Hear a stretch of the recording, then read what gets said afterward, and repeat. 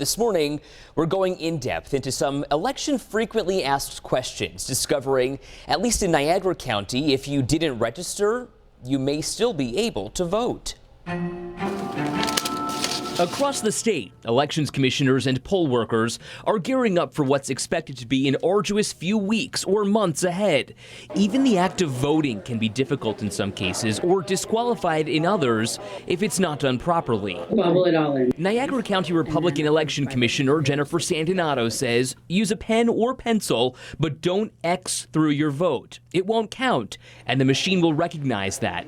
It scans to make sure you've voted in each race. If you've overvoted, undervoted, the machine does warn the voter before hitting that cast button. So it's up to them to either cast or return that ballot. So if they hit that green cast button, it goes into the voting machine. They do not get a chance to vote again. Turns out, at least in Niagara County, if your name isn't on the rolls, you may still have a chance to have your voice heard. You can vote two ways. If your name is not in the book, you can vote by affidavit or you can get a court order. Democratic Commissioner Laura Allen says wannabe voters who never registered would have to plead their case in court.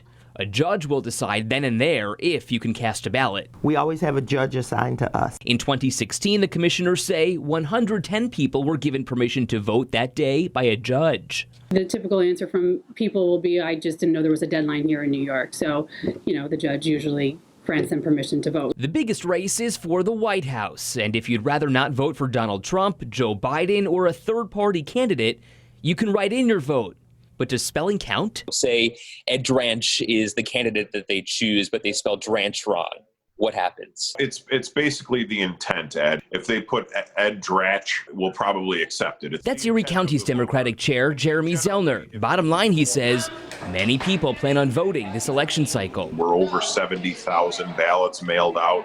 That's more than twice as many as we've ever had in our biggest election. And poll workers will be making sure polling places are safe and efficient in this current COVID climate. If you have any more questions on this year's election, we've got a full election guide for you right now on WKBW.com. Just hit the Democracy 2020 tab at the top of the page. No, I am not running for president. Ed Ranches.